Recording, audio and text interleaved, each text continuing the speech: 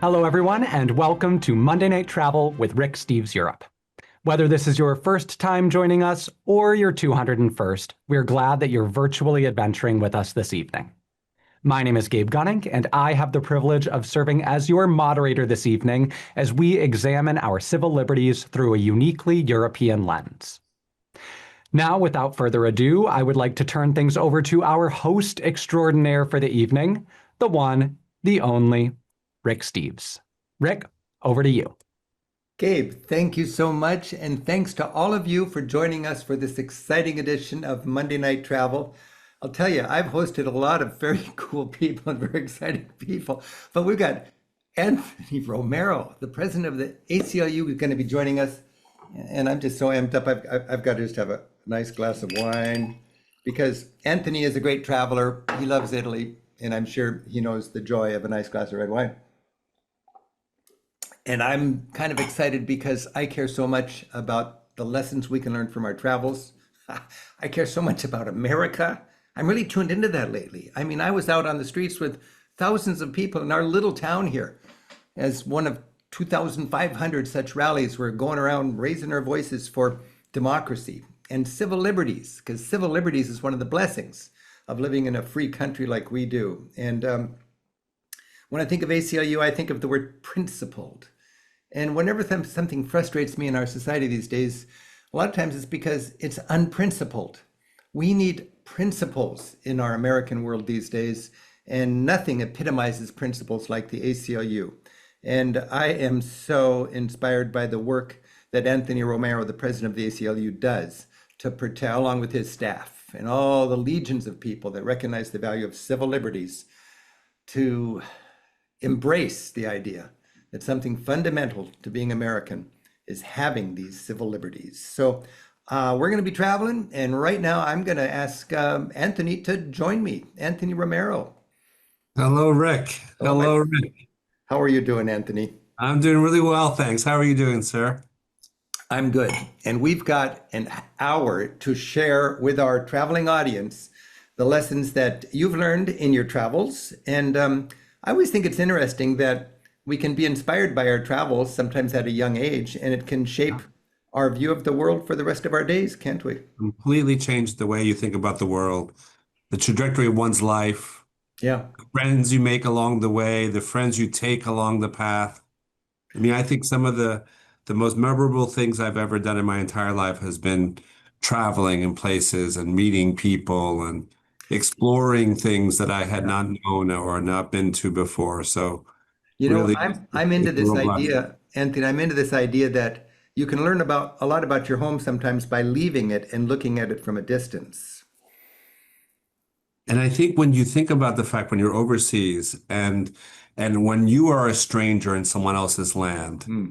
it helps you understand and have empathy for the strangers in our land. And And I think about how hard it was for me to find my way in some places. I remember some places where I got totally lost. we got And some with the slides. kindness of a stranger, I didn't speak the language. I didn't have a lot of money at that time. I was a student. I still don't have a huge amount of money, but I got a lot more than I had as a student. And I think about the way in which people went out of their way Yeah. to show me kindness, to give me comfort, to kind of give me direction, literally. And then you think about when I come back to New York and I'm riding the subway and I see people who are strangers in our land, who are visiting or Mm. who are immigrants. It helps you understand just the courage that people have when Yeah. they pick up their lives, when a refugee leaves their home country and comes here, Ah, doesn't speak the language and doesn't know a lot of folk and is relying upon the kindness of strangers to find their way in the world and to make their way so that they can have a better life for themselves and for their children and for their loved ones. I mean, it's only when you really are uncomfortable and outside of your home element that you really get to understand that we're all the same. and And that's why it's so important to travel. Another thought I've had lately is, one of the five tenets of Islam, if you happen to be a Muslim, is to go out and make that pilgrimage to Mecca. And Muhammad, 1400 years ago, said everybody should go to Mecca, if you're able. my modern Muslim friends tell me that can be interpreted that their prophet Muhammad wanted people to get away from their home and get to know the rest of the world and to humanize this beautiful planet. So that's something we're going to talk about. We've got some slides coming up that I got from your staff that are just some shots of you a few years ago when you were backpacking around Central America. Oh, no. But before we get No. into that, Anthony, I would like just to set the table here by sort of a very simple, basic definition, because a lot of us don't even know Right. what ACLU is all. So first of all, what is the ACLU? It's founded 105 years ago by a group of individuals who were, at that time, they were very young. They were all in their 20s. And they were founded on a very simple premise that we needed to defend the rights and liberties of all people. That you take as a premise that we decide this incredible gift that we've been given of human life, right? You decide what you say. You decide with whom you associate. You decide what God you worship, if any God at all. You decide the types of adventures and experiences you want to have. And so the idea that you take the individual as autonomous and then you unleash the full freedom and liberty of that individual to be exactly who they want to be, to live life with dignity, to live life free from prejudice and discrimination. That is the premise. I mean, everyone knows what it's like to be free. And everyone knows what it's like when you're treated fairly or unfairly. And so these folks, a lot of them were youngins, I call them. They were like in their 20s. Roger Baldwin is known as the founder, but he was joined by some of the great leaders of his time, some of the great women leaders. Jane Addams and Crystal Eastman were two of the great women suffragists. Helen Keller was on the founding documents of the ACLU, Wow. So when was the ACLU founded? 1920. 1920, so 105 Right. years old. And it sounded like my next question is, what are civil liberties? You kind of, what you're describing there seemed to me like civil liberties, but Anthony, how would you just describe? Because American Civil Liberties Union, what are civil liberties? They are the rights that attach to each and every single person who live in our democracy. The basic rights and liberties that attach to a person who lives and thrives in a democratic society. And so that's the freedom of speech, right? The freedom of association, the right to petition your Congress, the right to be free from discrimination, to equal protection under the law, to due process, all the words that we've grown up with that feel very kind of esoteric or sometimes a bit highbrow, but they're really about how you live and how you feel in the experience of life and whether you're treated with dignity and respect. This is all about the right to live the life you want and the right to live with dignity. I would think it'd be easy for an American to think that's just obvious, but for much of the world, they don't know what civil liberties are. It's a struggle in many places still. And I've traveled to some of those countries, as I know you have, Yeah. where people don't have those basic rights and liberties, where they're still struggling to establish them, where government officials will try to put down groups of people or try to shut down dissent or debate or the freedom of the press. And we only take that for granted because we don't really know how hard fought it was to achieve those rights and liberties here. And we don't know the impact of losing those liberties until they're gone. Until you've been in a place where you are surveilled because of your political ideology, until you live in a place where you are stoned to death if you are openly gay, until you are in a place where women don't have the full right to the franchise and full agency and full autonomy, you don't know how free and remarkable this American experiment is. And that's why I work so hard as I can, Rick, to make sure that we defend the rights and liberties of all people, because this experiment that we have, this American experiment, is not it's not unique all by itself, but it's truly tremendous. And it's worth fighting for. It's worth making sure that we perfect this, most of us, perfect union. if I'm looking right out here at a playfield and there's a bunch of people playing soccer. Yeah. They've got civil liberties to live their lives well. They never had to work for it. They were born into this. People gave their lives for it. We fought a revolution for it. You know, when I see those people in the barricades in the romantic scenes and Les Miserables, I get really choked up because those were young, idealistic people of all different economic classes and everything on those barricades together, doing something that they knew would probably cost them their lives. Sure. But 200 years later, we're recipients of that. And now, talking about our contemporary challenge with autocracy and so on, the ball's in our court. And The ball is very much in our court. we don't need to go to faraway lands to fight for it, but we have a battle going on within here. Anthony, what is your role and your title at the ACLU? So I'm the national director of the ACLU. I'm the CEO of the American Civil Liberties Union. We have many staff across the country. We have about 2,400 staff. We have an office in every state, in the District of Columbia, in Puerto Rico, where my family came from. We believe that in order for you to be relevant to the challenges that people confront, you have to be proximate to those challenges. You have to be on the ground. And so that's where the bulk of our staff are, in the state offices all across the country. And I have a great team of people who help me do this job all across the country. I bet you do. And I bet you're busy these days. In just a couple of sentences, what's keeping you busy right now, you and your staff? So the challenges of the Trump administration are enormous, all right? I don't want to bring us down, but I need to kind of talk truth, right? Especially to your folks. And what we're seeing is a rollback on some of the basic liberties and basic rights to define us as a nation. And I put them into three buckets, if you will, Rick, because it's easier for me to organize things this way. Number one is that you find increasingly the Trump administration is targeting individuals and institutions because it doesn't agree with their ideology, right? And so it's like a modern day McCarthy, where they are targeting individuals and institutions because they do not align with the way that President Trump and his party are trying to move the policy agenda. And it's everything from the targeting of law firms, and trying to shake them down because they were at one point adverse to the Trump administration, or the targeting of Harvard and the universities and colleges, or the targeting of some of our clients like Mahmoud Khalil and Rameza Öztürk, who are being targeted because they fight for Palestinian rights, and the government thinks that that's adverse to American government interests. And so you have the targeting of Jim Comey, the targeting of Letitia James. Targeting is intimidation, isn't it? It's calculated intimidation. It is. It is meant to shut people up, to make them afraid.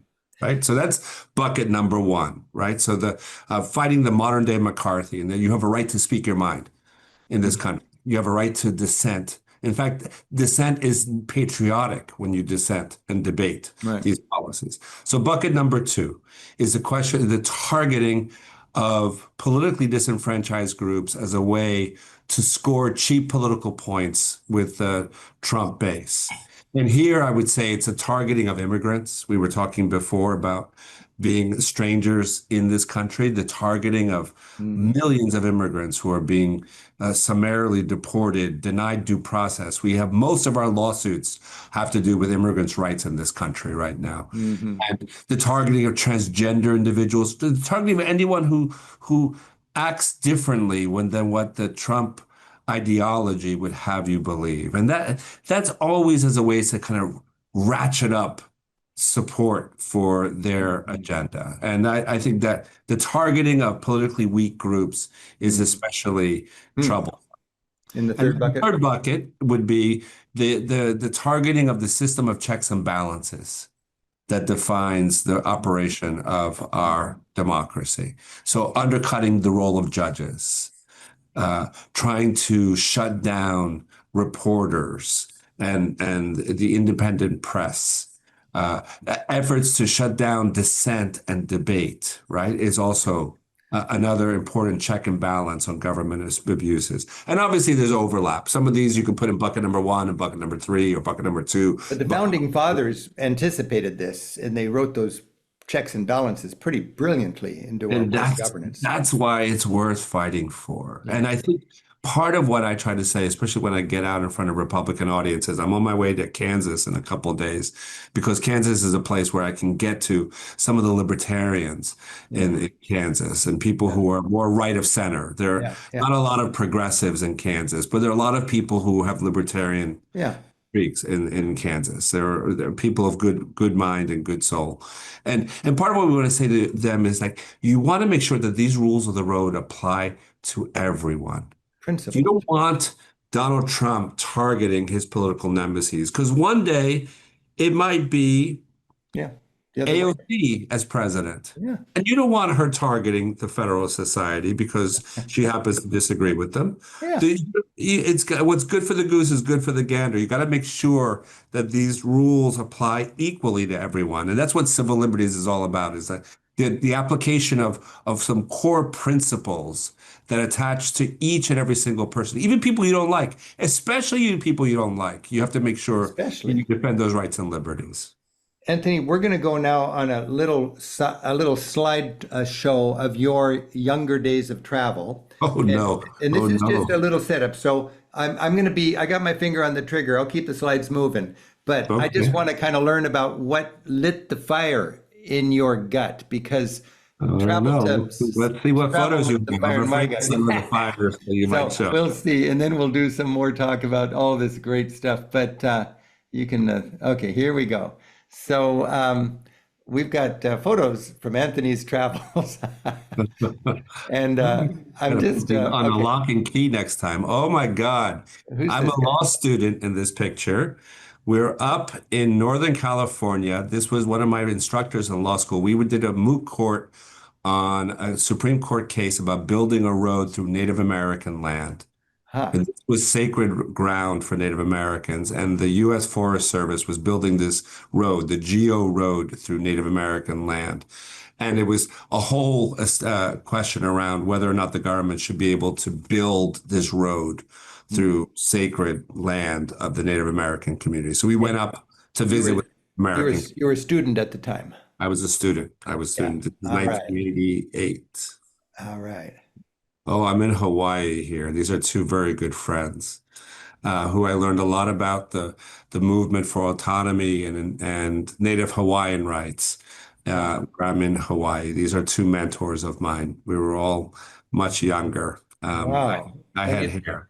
When you travel, you can meet people that are into things you didn't even consider, Native I, American rights. I learned a lot from these two folks. Oh, this one, I think I'm in Cairo, Hmm. uh, where there's kind of still a movement for human rights. I mean, we also what played out in Tahrir Square. This is years ago. This is in the 1990s, um, and very strong human rights leaders that I very much admire. The Egyptian Initiative for Personal Rights in Egypt is a fantastic group. And they've had an ongoing struggle with civil liberties, haven't they? Assam Bagat. Oh, now I'm in the Philippines.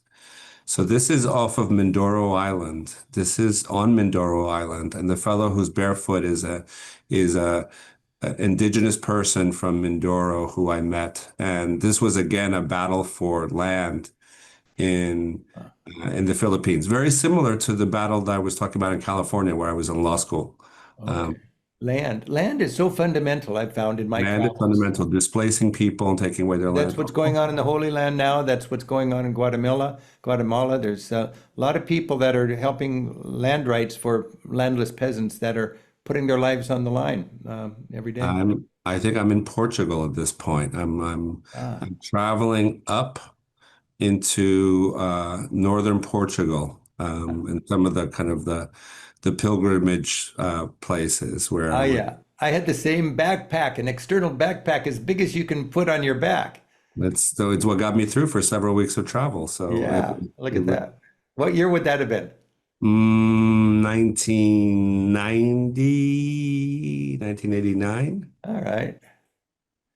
Oh, I'm in Shimla. I'm in India here. This is with Yeah. two very good friends of mine. The fellow is like my brother.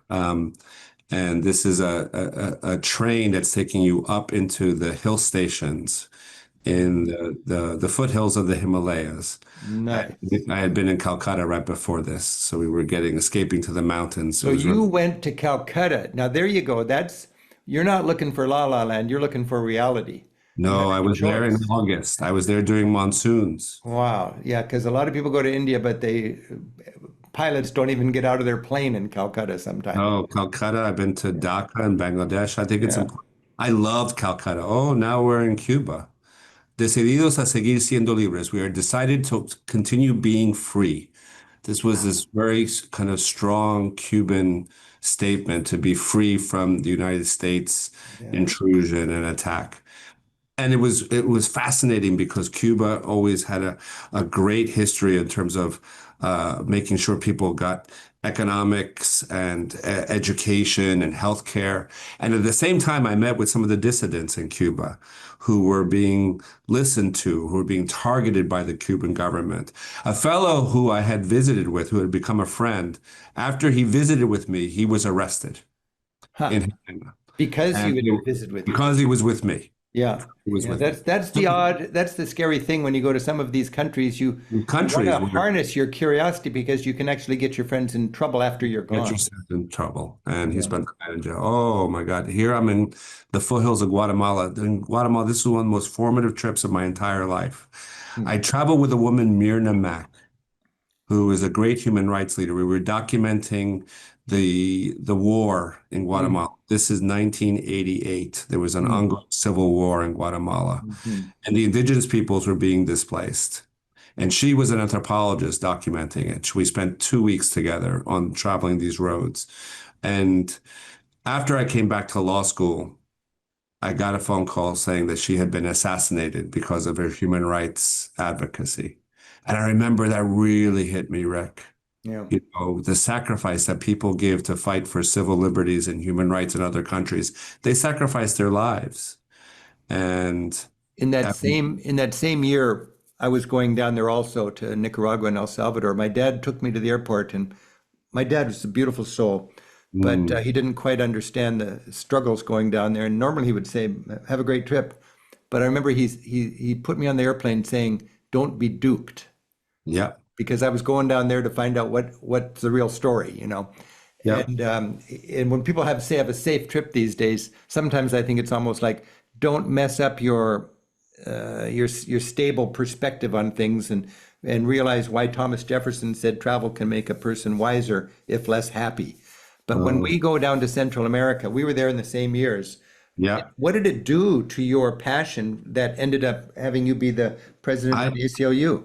I came back an activist from Yeah. these trips, especially from my first trip in Nicaragua. I was there in 1985 during the Sandinista Revolution.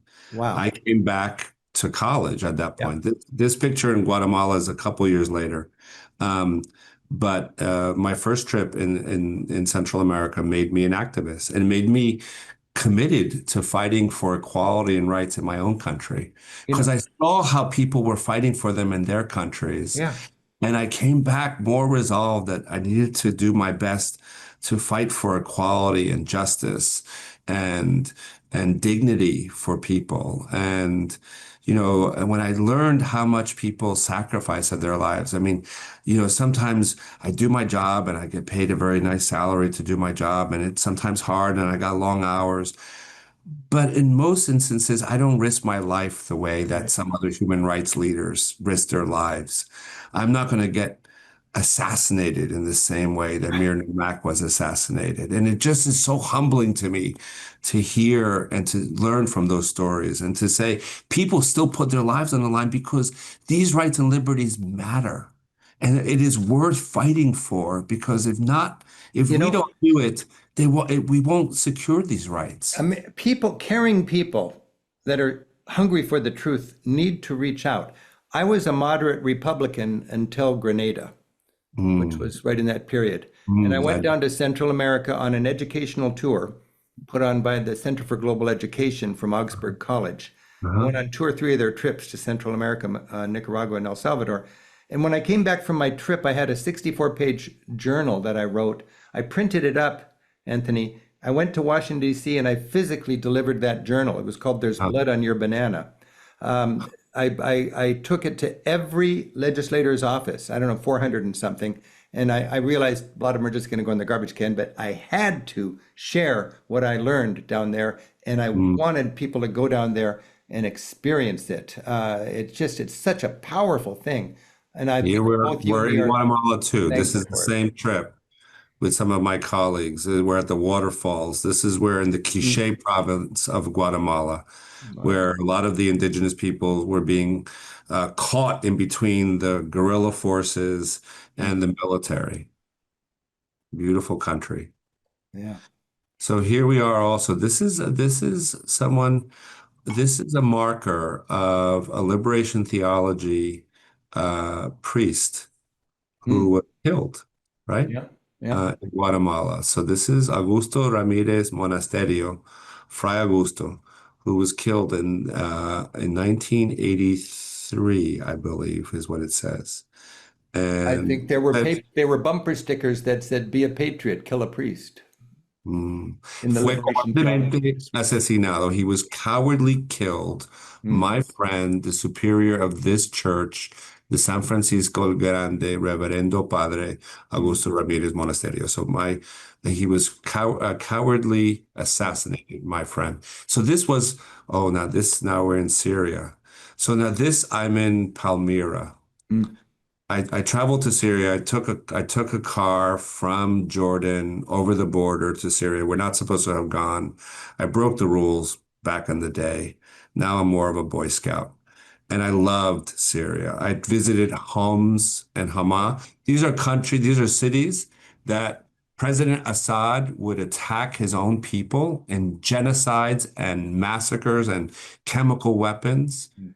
And I traveled all through Syria, and this is a site, an archaeological site of a great Roman city of Palmyra, which Oh, now has been destroyed by some of the by this has been some destroyed. I was going to say this is a remarkable site. I've never been there. Wow. gorgeous. Oh, what's going on here? I'm in Alaska. I'm fishing trout just a couple years ago. Nice. And again, this was an effort to a friend of mine took me up there on a trip. She was very much invested in fighting off this effort to build Pebble Mine, which would have been a disaster for the environment. It would have been a disaster for Native Alaskans. And so she brought a group of us up to kind of show us around and to go fishing. And this is my first time I've ever gone fishing. Yeah. I think my first salmon. Oh, I'm in South Africa with Desmond Tutu. A lovely man. I've met him, I think, twice or three times. Oh, Always so joyful. He joyful. loved to dance. This man knew how to dance. He's a And beautiful years later, I met soul. his daughter. Yeah. Oh, I'm in London here. Now I'm in London. This is Monty Don, who is I'm a gardener.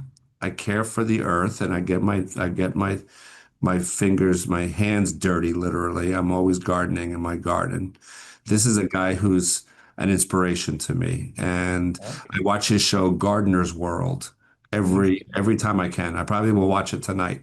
Uh, I'm in Paris. This is a meeting of LGBT people in Paris, and we're at the Australian Ambassador's Embassy, which has a beautiful view of the Eiffel Tower. I'm in Switzerland. I'm right out here. I'm in Witznau, Switzerland.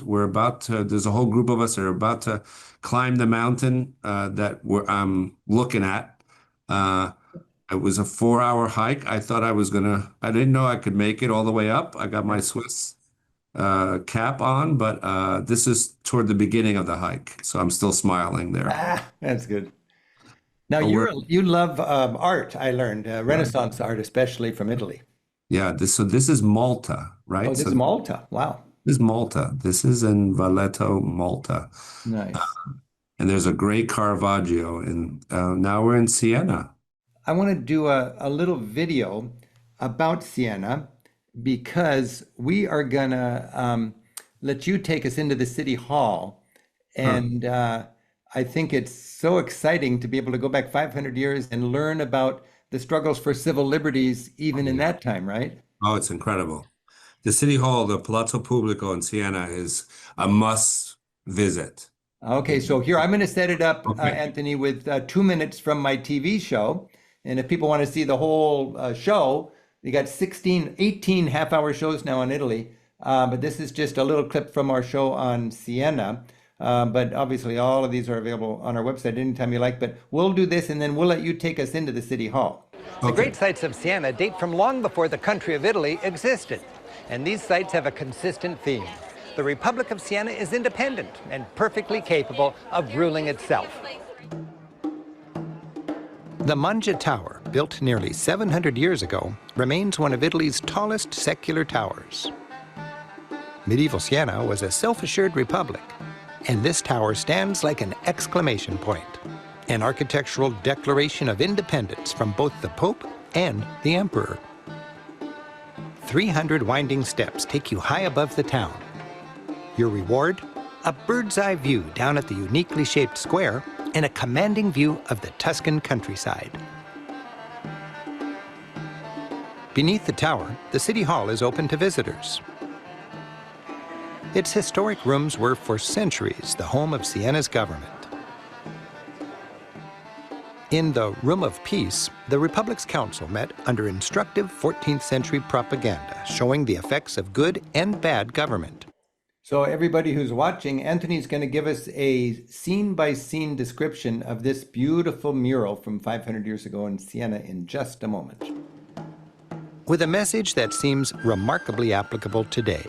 Bad government, a dictatorship counseled by greed and tyranny, results in a place you wouldn't want to call home, with rundown buildings and violence in the streets.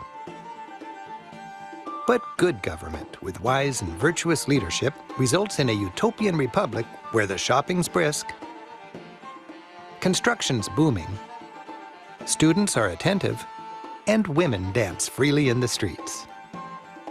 The message? A community ruled by a just government enjoys peace, prosperity, and is a great place to raise your kids. Anthony, did that kind of whet your appetite for a little bit of Siena? Sure, definitely. I can't wait to go back. I think I'm going to go in January. Good. Well, let me just take us to the slides here. And we're going into the City Hall. Yep. And you're going to take us to this mural. And I'll try to be in sync with your delivery with my slide clicker here. But take us there and teach us about this, please. So no, I'm glad to. And I did a longer TED talk that folks can watch if they have the interest of the energy. So this is a fresco, which is again paint on wet plaster, right? So it only gets the color once the paint is applied to the wet plaster, and then the plaster dries. It's called the Allegory of Good and Bad Government. The painter is Ambrogio Lorenzetti. And so, like you said in this setting up, art is a lie that makes us realize the truth. It makes you focus on what are the factors of what makes good and bad government.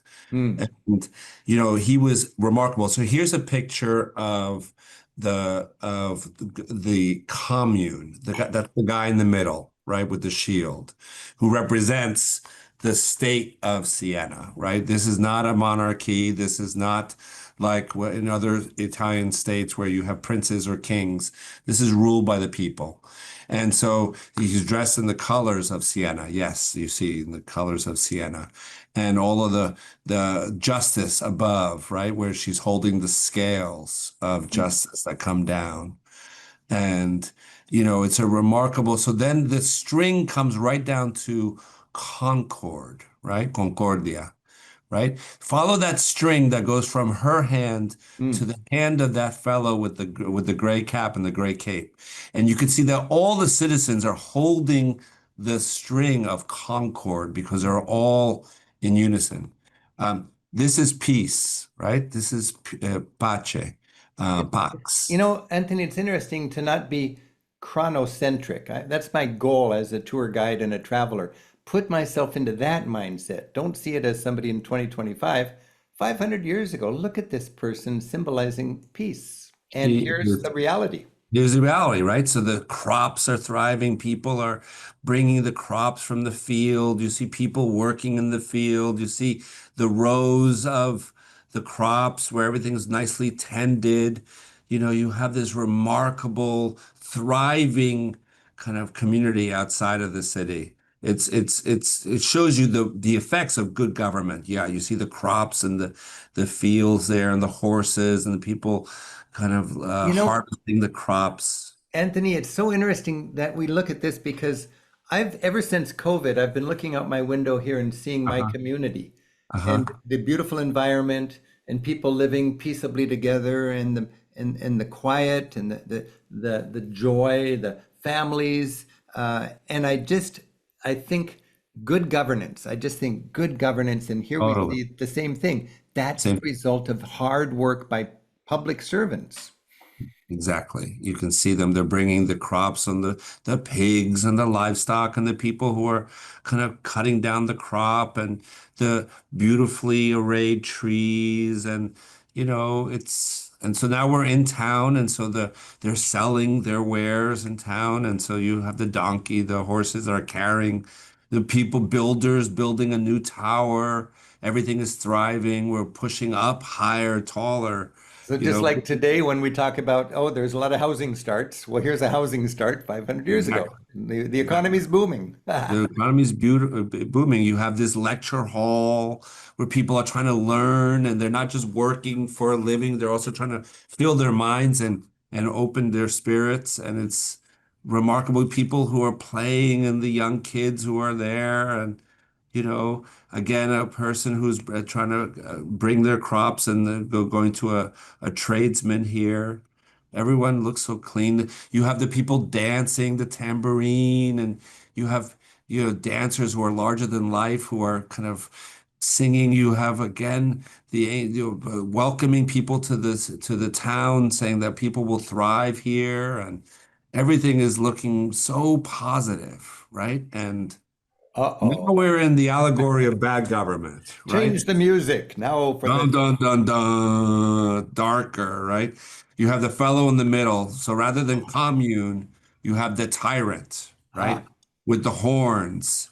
You have the cross eyes. You have that hair.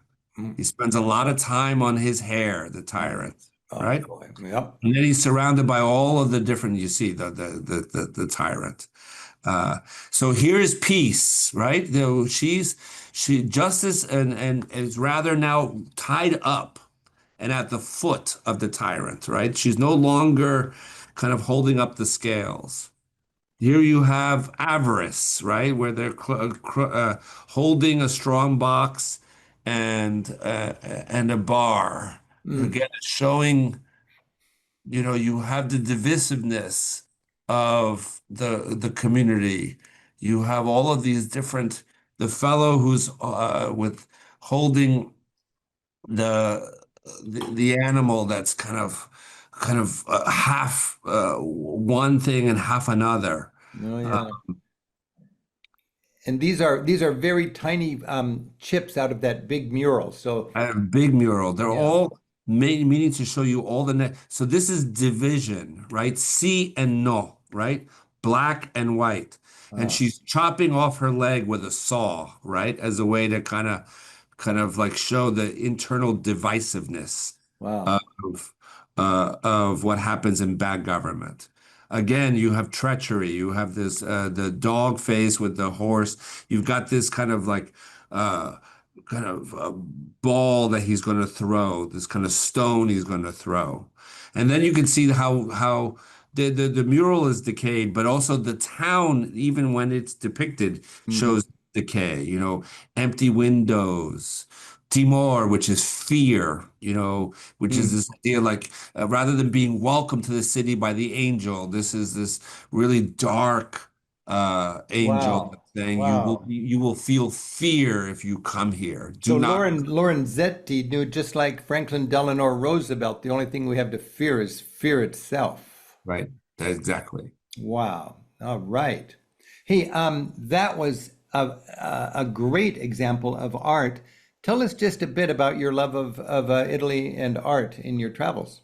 Well, it's like why you have all these postcards over my shoulders is Yeah. from all these different places, and in my desk I have all of these kind of postcards of paintings that I pick up along the way. And, I study the paintings because it's a way to kind of learn about life. And Okay, Anthony, I'm going to take you back to Sienna. Now, we just saw Sienna, Good and Bad, 500 years ago. Sienna has long been a rival of Florence. It's got a Yeah. huge spirit of its own. I was there for the famous Palio, and they don't even want to advertise it. It's just their festival. Everybody goes there. I've watched a documentary on the polio, which people Oh, should find. and It's they're fantastic. so proud, and they've done such a great job with their beautiful city.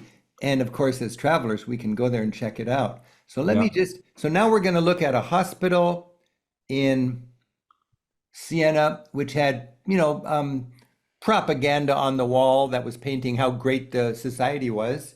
And Yeah. it's a vivid look, a slice of life. And then from that, we're going to go to the Passeggiata, where everybody is today, 500 years later, just strolling and enjoying their beautiful community. So here we go. Right. No, that's great. For a portrayal of that good government in action, drop by the historic hospital of Santa Maria della Scala. A series of idealized frescoes shows medieval Siena's innovative healthcare and progressive social welfare system at work. And keep in mind, this is from way back when the Renaissance really was the dawn of the modern age. It was coming out of the dark medieval times, and it was humanism. Don't you kind of put humanism and Renaissance in the same era? Totally agree. Yeah, so this is Totally agree. humanism. This is people taking the reins. On that main square, you didn't have a church, but you had the city hall. And you didn't have a church spire, you had the bell tower. And Right. you'd come in and you'd see a hall where people would gather and they would make their lives good by working together. And this is some of the nitty-gritty details they dealt with 500 years ago that we're dealing with today. Healthcare. Healthcare. The city, rather than the church, ran this hospital, illustrating how far secular society had come in Siena by the 1400s. It took in and raised orphans, from wet nurse, through schooling, to a civil wedding. And this wedding is not arranged. It's based on love. Sienese society cared for its poor. Bread was given to the needy. Note the loaves are cleverly stamped to prevent resale. The hospital was run by secular doctors and nurses. In a slap to church authorities, this well-fed monk looks bored as he seems to ignore a dying patient's confession. Siena is a stony wonderland where people, rather than cars, fill the streets. It's that time in the early evening when friends gather and stroll. Like in any Italian city, the people of Siena are out and making the scene. This ritual is called the Passeggiata. It's like cruising without cars. In fact, throughout the Mediterranean region, early evening is the time to be out and about. Out and about. Do you enjoy the Passeggiata, Anthony? I do. It's my favorite time of day, even to this day. I go for a walk when Yeah. the sun is coming down and you still that beautiful time of day. I always say this is my favorite time of day. I say that to my husband, and we always kind of enjoy the passeggiata, even if we're not in Italy, but especially in Italy. My producer jokes that if I had my way, I would work a Passeggiata into every one of my TV shows. It's just Oh, the time. it's the best. I say It's in my classes, I say when I check into the hotel, the first two things I ask for when I'm getting my key is, how do I get onto Wi-Fi or the internet? And where do the people stroll tonight? I want to be there. That is the thing. Hey, so Anthony, I'm going to show a couple of more clips, but I wondered, do you know what this is? I'm trying to focus on it. No, I don't know. Rick, Steve, This is no. This is a bunch of rods lashed together, uh-huh. and Mussolini used this as a symbol, Hmm. and it's called a fascia. Uh-huh. And this is where the word fascism comes from. Fascism came from, yeah. And the whole idea is each one of these rods that I'm holding, you could break it over your knee. Right. But when you put them together, it's very strong. And when Mm. everybody marches in lockstep, it's very strong. And when everybody thinks in lockstep, you've got fascism. And if people don't understand, when I was doing this is a prop for my TV show about fascism. Mm. And I stood at Mussolini's planned city holding this. And my Italian guide insisted that I include the axe in the fascia, because there's an axe buried in the fascia, and that means you have law and order, even at a violent kind of enforcement, in order to have this fascistic society. Now, binding these together can be good, and we have fascias actually in our House of Representatives in Washington, D.C., on either side of the lectern. But this is the symbol that Mussolini used for his fascist government, and that was the first fascist government before Hitler. And I've been saying lately in my talks that, if you want to understand what's going on in our society today, read Project 2025, which I see as a playbook for derailing a democracy. And if you want to see the first edition of Project 2025, which is ruling our country right now, it's in German. It's Project 1933. So I'm going to show a few little clips about the German experience with fascism, but we want to preface that, don't we, by reminding people that the authoritarianism that we're dealing with is a broader term. Or how do you couch that when we're going to learn from Europe's hard fascist history 100 years ago?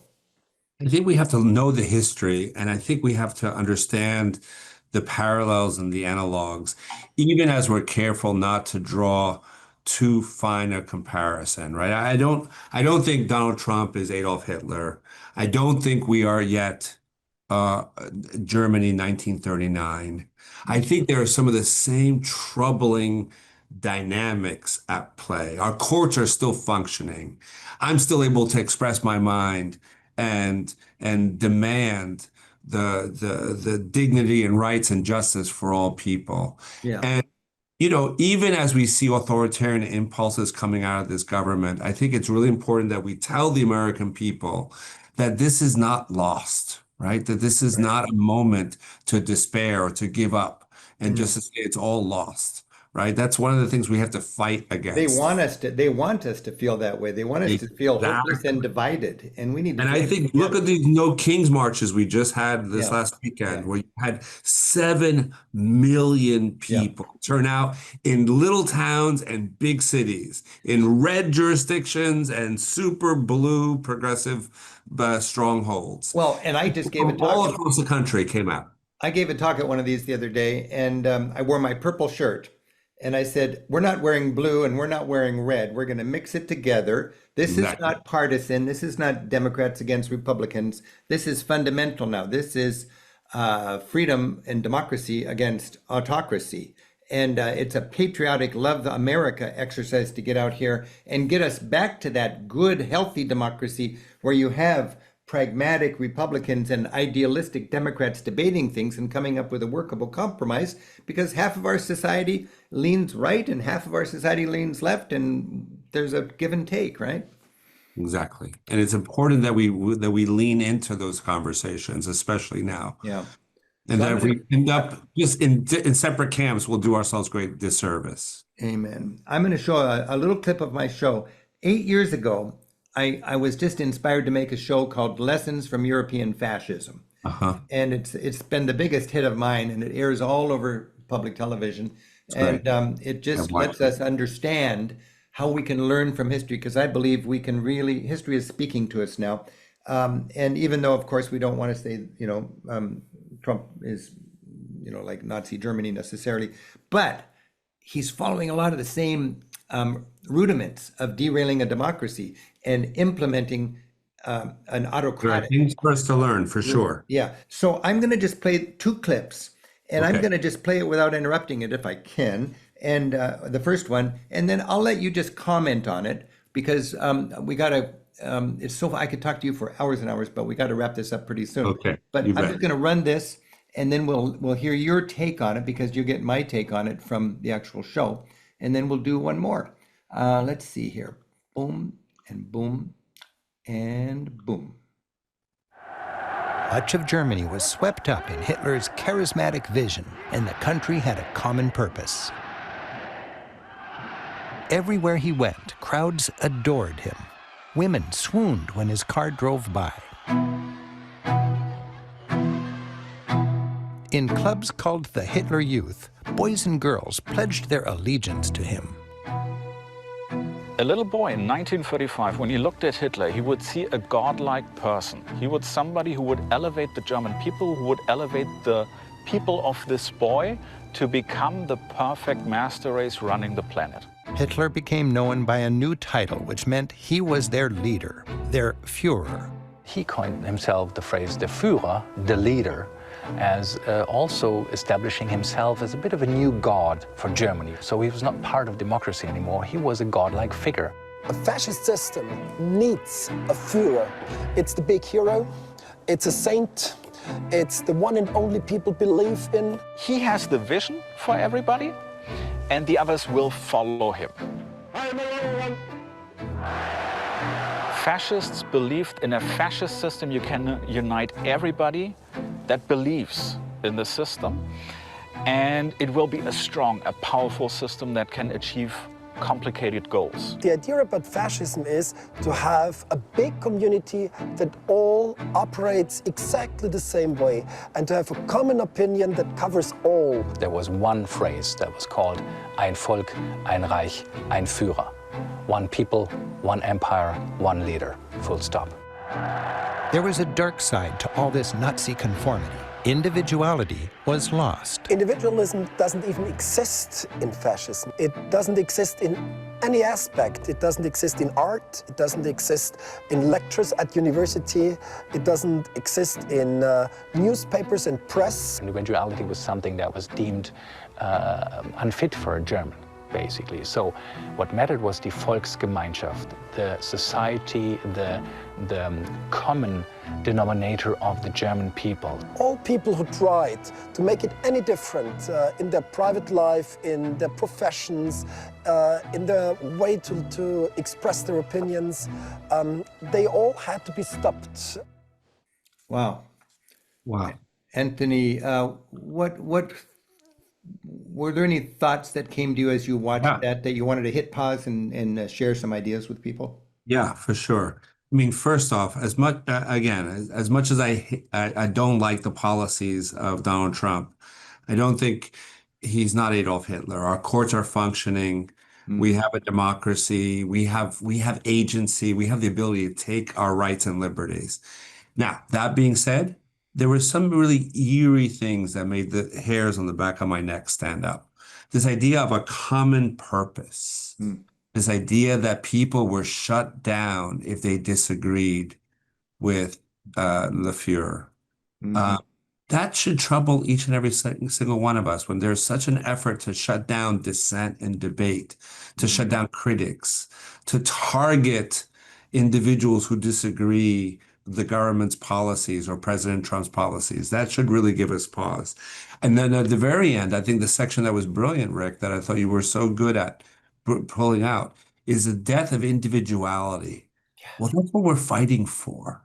We're fighting for like every individual gets to decide how they live their lives. Civil liberties. Civil liberties, to live life with dignity the way you decide. And so the effort to shut down DEI, for instance, the targeting of transgender individuals, the targeting of people who are to even be threatened different. by it. We should celebrate diversity. It's when you travel, I believe you celebrate diversity because you're not afraid of diversity. You relish it. You love it. You say, I like that or I don't like that. This is for me. This is not for me. I like being the oddball. I like being in a country where I'm the oddball. It's a very instructive and helpful experience for a privileged white person to go where you are not the norm. But the death of individuality really troubles me. And the effort to make us all conform, efforts to shut down transgender expression and transgender identity. Who are they to decide? We get to decide what it is we do with our lives. Okay, I'm going to take you to the next clip here. Tell me. And here we go, and we'll talk when we get out of it. Okay. For the Nazis, the city that most embodied their sense of national unity was Nuremberg. Nuremberg, so steeped in German history, was nicknamed the most German of German cities. That's one reason it was a favorite of Hitler's to showcase his nationalistic pomp and pageantry, to inspire all of Germany to get on board.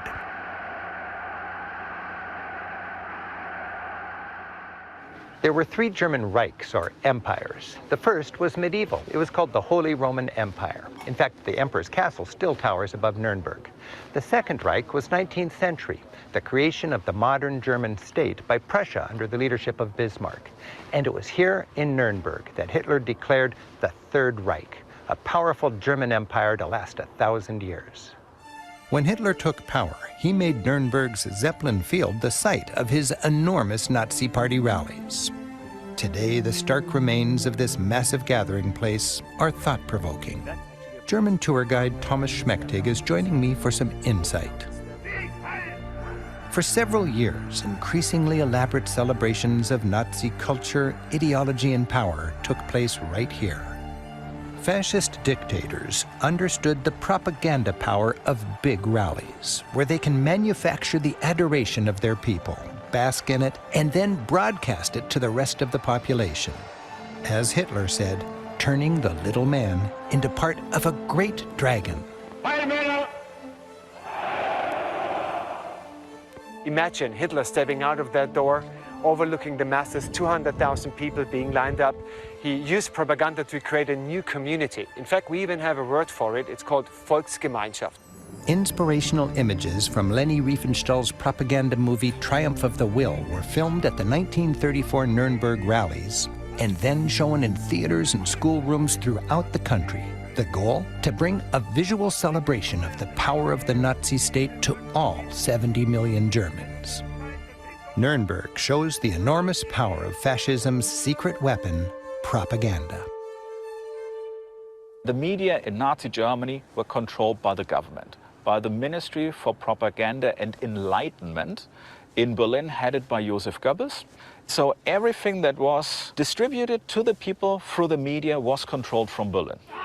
Goebbels used every means available to him. Along with the new and powerful media of movies, he used traditional formats, such as newspapers, posters, and even postcards. And perhaps the most far-reaching was the new medium of radio. Hitler was one of the earliest politicians to really make use of a mass media that was just coming on, which was the radio. So every German had in the household the Volksempfänger, a people's radio. So his speeches would get into every German's living room, basically. Within something like 6 years, the number of radios in Germany went from 4 million to 17 million. So they could really reach almost every household. And people listened to the radio differently than they do today. If there was an important radio report, it wouldn't just be two people doing housework or one person doing housework next to it. You would have the entire family there. Maybe the neighbors, if they couldn't yet afford a radio. So those were special events that appealed to the family community, that would appeal to the neighbors. So you would reach a lot of people through only one medium. Looming over a now peaceful lake in Nuremberg is another remnant of the dictator's megalomania, his huge yet unfinished Nazi Congress Hall. Hitler, who believed he would create a new civilization based upon fascist values, modeled this building after the ancient Roman Colosseum, but even more colossal. Imagine 50,000 leading Nazis in here, 1/3 higher, covered by a roof, a window inside the ceiling, sunshine would have fallen down to the podium. Once a year, one speech of Adolf Hitler. Anthony, any thoughts from seeing that little clip, please? I think the thing that struck out at me most is why we have to fight any effort for the government to control the media. And thank God I live in a country where I can still read the news and read criticisms of the president and the politics and the policies. But there are some really troubling efforts where the kind of controlling of social media, the efforts to bludgeon the newspapers, you know, the lawsuits against Murdoch because he didn't like the article about him, or the lawsuits against the New York Times because of the way in which they covered him. The capitulation of ABC News, right? Capitulation. who paid him money on a defamation case they ought to have won is shameful, We right? need So not to obey in advance. these corporate interests who capitulate, like the law firms who decided to just roll over Yeah. and and and pay off the extortionist. That's what troubles me, right? We're not living in Hitler, Nazi Germany. Right. And we are also seeing some of the very same pressure tactics that we've got to wake up and say, hell no, that's not going to happen on our watch. Yeah. That the media has to remain independent, that they have to keep their spine straight, that they have to make sure that institutions fight for their rights. These law firms, these big law firms that paid him literally hundreds of millions of dollars could have and should have fought off the executive order that threatened them from having access to the federal court buildings, as if it were like a kind of a privilege that he would grant them access to Mar-a-Lago. No, the federal courts are open to everybody. That's what justice under the law means. Right. And law firms should have stood up and fought him.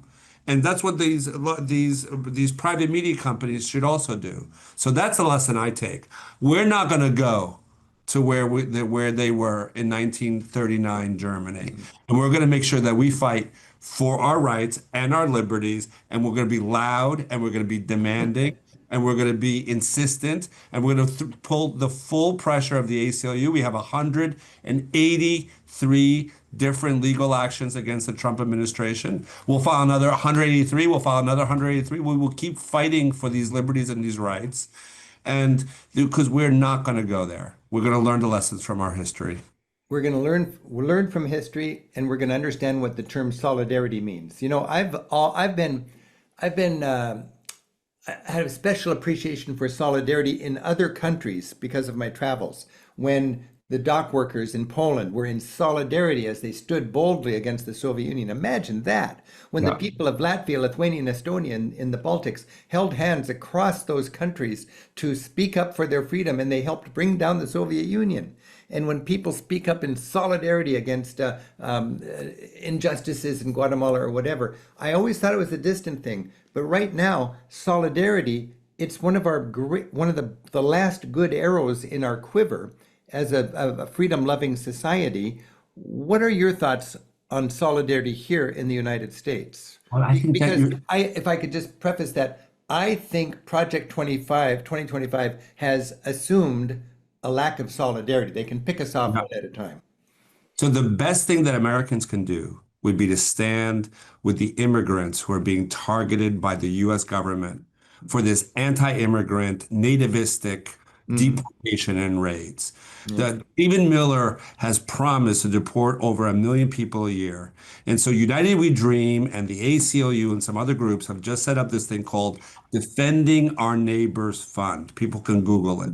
And it's a way to give, none of the money will come to the ACLU. The money will go directly to local grassroots groups that are supporting lawyers who represent immigrants in detention deportation efforts, right? That's what solidarity is. We stand up for the immigrants in our communities. We stand up for the strangers in our midst, right? That this is a nation of immigrants. And that's where I think it's so important, Rick, what you say about not just waiting and just fighting a battle that's only about my rights or my liberties. Yeah. It's about everyone's rights and liberties because they're all connected. And that's what the rights of immigrants is so critical right now. Even more fundamental than a lot of our little pet causes, which are all legitimate, of course, is this undergirding solidarity that can help us have the freedom and the democracy so we can address those as we go forward. Anthony, I want to be sure that people we're just running out of time now, and I want to get to a few questions from our viewers. But I want to remind people that this show will be archived and shareable after about 24 hours. So you've always got access to this show if you want to share it with anybody. I want to remind people my 1 hour fascism show, you just saw 5 minutes of it. If you haven't seen it yet, please watch it. I know that, let's see, in the chat section, we've got a bunch of links, and everybody watching today will get an email tomorrow with all of these connections that we're going to be talking about here, so you can find out what's going on there. I would love to share the stuff that I gathered together in my talk down here at our No Kings rally. I'm going to try to get that onto the email tomorrow. I know the ACLU has a program. First of all, the ACLU's website, aclu.org. I was blown away by how it's so smart and so educational. If anybody wants to get up to speed on it, Anthony, they can go to school at aclu.org. We feed it every day. It's the most important public education tool we've got. Your staff, unless you stay up late at night doing this yourself, your staff is so good at that. I just really admire that. It's very good. You've got a program right now, and we can sign up on the email tomorrow. No Troops in Our Streets petition. Yeah, aclu.org/no troops RS, right? So if you want to keep these troops out of our cities, our military and our National Guard are not needed in our nation's cities, right? And so this is a battle that's being fought in Portland, in San Francisco is on the horizon, in Chicago and Washington, Los Angeles.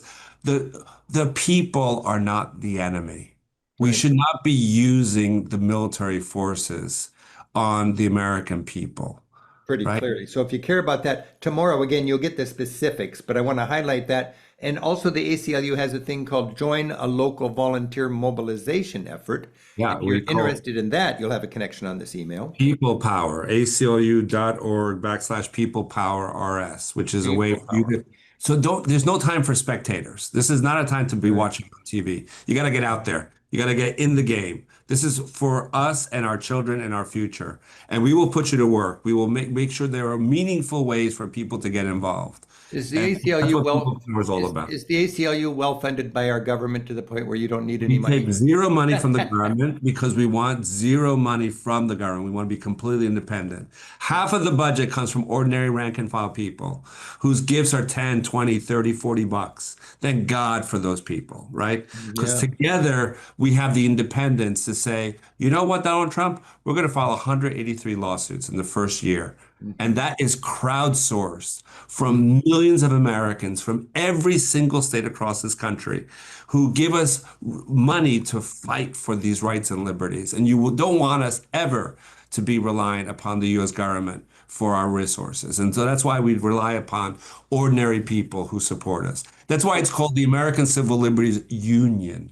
It was to look like a labor union of the people, for the people, by the people. Anthony, we have a license for 5,000 people to watch one of our webinars at any one time, and it's rare that we are worried that we're going to exceed our 5,000 viewer limit. Today, we actually signed up more people than 5,000, assuming some would show up. But we've got thousands of people watching right now, and I would like to mobilize my gang here to raise $100,000. Would that be helpful for you at this point? Oh my God. Of course. That would be incredible, Rick. Here's what we're going to do. And I'd like everybody to kind of just pay attention here. I like to do this kind of creative thing. We did this 8 years ago when we were concerned about civil liberties when it was the beginning of the first Trump administration.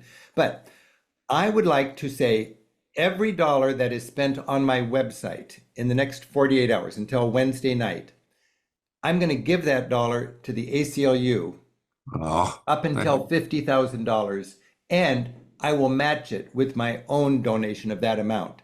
So and I'm not talking, it's anything tangible you can buy on our website, books and bags and all that kind of stuff. So please, if you're going to do any shopping for an upcoming trip, or if you got Christmas gifts that you want to buy and you want to get essentially a free book because you're going to give that money to the website, and up to $50,000, I'm going to give that to the ACLU, and I'm going to match it. So it'll be double. And my strong hunch is in 2 days, we'll be able to send the ACLU $100,000 thanks to all of our freedom-loving travelers that understand that we love America. This is not America bashing.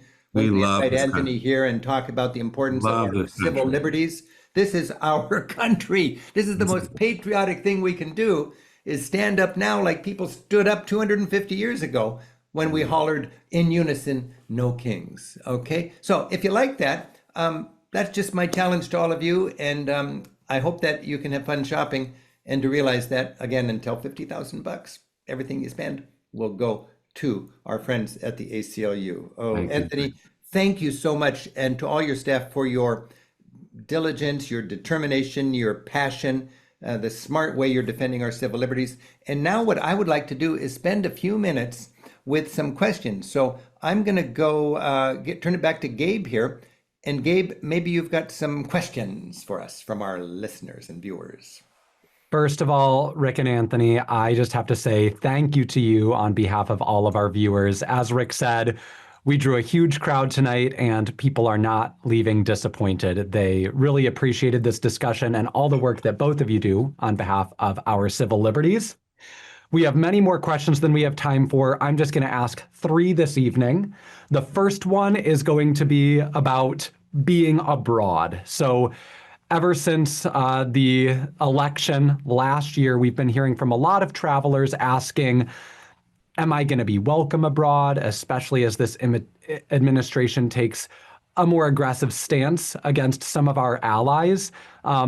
Have you noticed in your travels throughout the year, especially you, Rick, because I'm familiar with where you've traveled, have you noticed that people abroad have a frustration with the everyday Americans, or do they have a sense of empathy? Anthony. You know, I've been traveling a bunch, both internally in the U.S. and overseas some, and I think people understand that an American is different than the politics and policies of our government. Mm-hmm. And I felt that way when I was traveling in Syria. I felt that way when I was in Cuba. I felt that way when I was in Nicaragua and the U.S. government was hostile to the Sandinista government when I was there. And so I think it's really important that people feel that, you know, you have to be safe and you should get the information from the U.S. government and the embassies, and you always want to be very careful about some of the places where you travel because you don't want to put yourself in harm's way. But I think it's important not to become too insular right now. I think one of the greatest things we can do is remain brave enough to engage the world. Yeah. And to engage in the conversation. And I'm very straight up. I tell folks, I'm like, I was in Switzerland just a couple of weeks ago. Switzerland's not having a very good time with Trump and the tariffs. And I was asking all these cab drivers, I'm like, what do you think about our president? I don't like him very much, but I'd love to hear your thoughts, right? And I think you can go out there and express your views as an American should and must, and travel and see and engage. What do you say, Rick? You know, I judge my answer to that from the experience our guides have with all of the tourists they're taking around Europe now. We've taken 30,000 Americans around Europe in every country with 200 of our European guides. And we're asking, how are our people being received in Europe? Because understandably, a lot of people are a little concerned. What are they going to think about us? Unless you're wearing a red hat and a clenched fist and telling them, you know, things that are combative. I mean, there are people doing that, but they're not on our buses. Europeans accept us as individuals. They've had their same experiences with their democracy in recent history, most likely. Right. Exactly. There's a lot of people in Europe right now that have their Orban or their Erdogans. The Czech Republic just elected a Trumpy kind of prime minister. And Argentina. They know these struggles. Right. Yeah. So I would say Europeans are sad. They're confused. They're disappointed. They've had 4 years of the first Trump administration where the United States pulled away and built walls. And, you know, when we think what makes America great, it's the ideals of America. And the ideals shine brightly from hilltops all over this planet, inspiring freedom and inspiring democracy. But we need to be at the table, outside of our walls, engaging and promoting. And what we've just done is zero out our entire soft power budget. We've got plenty of hard power, but we just decided, which we spend $800 billion a year on for hard power, we spend $40 billion a year on soft power, and we decided to spend zero on soft power. Well, all that means is we're pulling out of the world, and our ideals are left for just to be tossed around. And part of the casualties of cutting out USAID is the end of Voice of America. And what does that mean? Voice of China. Instead of a very smart way to evangelize about what makes America great, we've abandoned that. We've pulled back, we built a wall. I just think that's tragic. And our friends in Europe who love our ideals wonder, who's at the helm over there? Because what you're doing is not very productive. Thank you, Rick and Anthony. Our second question, going from being abroad to arriving back on U.S. soil, we have a lot of travelers, including Eric, who have questions about whether or not they should be concerned about crossing the border back into the U.S. after they're traveling. Obviously, many people have different statuses, whether they're full citizens or have a green card, but in general, Anthony, are there any big picture tips that you would offer to people who have concerns or worries about crossing back into the U.S.? I think it gets a lot more complicated when you're talking about reentry into the U.S. So you have to really look at what that person's legal status is. And so if you're on visas, I know for a lot of foreign students, some of them are not traveling back home because they're afraid they may not be allowed back in. So it's really important to get all the information you can from the schools or from communities. We have information on Know Your Rights information on our website for individuals. And so I don't want to provide a blanket answer, Gabe, because there is no such good answer that will apply to everyone. For American citizens, it's also true that when you come back into the U.S., people have increasingly been concerned about their electronic devices and whether they could get stopped and searched. We have all that information on our website on Know Your Rights with electronics and what will happen to you if you're a U.S. citizen. So people should look at the Know Your Rights materials. I go. I insist on going. I will go. I will bring my iPhone. I will bring it back. I'm going to live my life with the freedom that I deserve. I bring my laptops. I bring my information. I'm careful. And things are encrypted. I turn off all my devices before I come through. I don't have facial recognition enabled on my phone, so no one can turn it out without my iPad, without my code, rather. So, but I insist on living my life. And I think the best way we can live free is to live free and to demand our rights and our liberties. So I'm not going to capitulate before just because I'm afraid. But people should get their information on our website. Wow. Thank you, Anthony. I'll make sure that we include the Know Your Rights page in the resource links. And our final question for tonight comes from both Vicky and Randy, going from thinking internationally to being back on U.S. soil to just inside our own hearts and minds. We have people tonight that are wondering at times that can seem dark and difficult. How do you find hope? Rick, Vicky specifically quoted you saying, how do you stay fanatically positive and militantly optimistic during these times? Well, that's been a slogan of mine ever since I led my first tour, be militantly optimistic and fanatically positive. We are so blessed. We are so privileged. Life is good.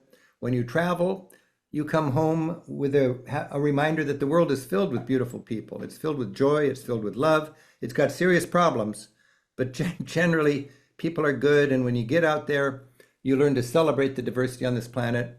And when you come home, you realize if you really want to be safe, the last thing you want to do is build walls. You got to build bridges to the other 96% of humanity, because that's the clue to living well in the future. And I don't care about my quarterly profit statement as much as I care about my children's future. And a lot of people are compromising their children's future right now knowingly in order to beef up their quarterly profit statement. And to me, that's not making America great. I want an America that I am proud of, as I have been for most of my life. And I'm hopeful. I was just out on the street with 7 million Americans a couple days ago, and we know the value of our democracy, and we're not going to sit idly by and let it be taken from us. Anthony, what do you think? I think you and I are kindred spirits. That's why this hour just flew by. I think we celebrate diversity, the beauty of the human experience in all of its kind of messiness and the glory of it, the challenges of it, the setbacks, the heartbreaks, the joys and the highs and the lows. And when I come back to this country, this is where I consider myself a great believer in this American experiment. My mother and father, neither one of them finished high school. I grew up in public housing projects, spoke Spanish at home. I got to avail myself of the finest education in America and to make myself fully actualize the way I want to be as a gay man, right? I live this freedom and this liberty that was promised to generations of Americans. And so I come back and I think this is a great American experiment that in many other countries, if I had been born in another country, if I had been born in some other countries, I would not have had the opportunities I've been given here. I wouldn't be able to be as free. I wouldn't have had the agency I've been able to tap into. And so I come back zealously believing that this great American experiment is worth giving everything I have to it, to perfect it, to make it a more perfect union for everybody. And so that's what makes me optimistic. It's the progress on this road, and people like Rick and others and viewers who are watching, who are fellow travelers on this great joyous journey. Right? It's not the destination; it's the travel. It's the journey that matters. You got it, Anthony. I'm going to be so thankful in 48 hours to write a check for $100,000 to support. And I will be thankful to cash it and put it to work. And I know it's going to be put to good use. To keep up this fight. And it's going to be not from me. It's going to be from an army of fellow American citizens who happen to have passports, most likely, and be out there engaged with our beautiful world and not afraid of embracing the value of our challenge right now. Anthony Romero, you are an inspiration. I was excited to host you here, and this has been a real treasure to have you here and sharing your ideas. A real treat, Rick Steves. Thank you so much, dear man. God Keep traveling. bless I'll see you on the road, dear boy. All right. Happy travels. Thanks, Anthony. Happy travels. Bye-bye. Thanks for joining us. Thanks so much for joining us. And we got a lot to be thankful for, and we got a lot to work for. So here's to our travels, and here's to our democracy.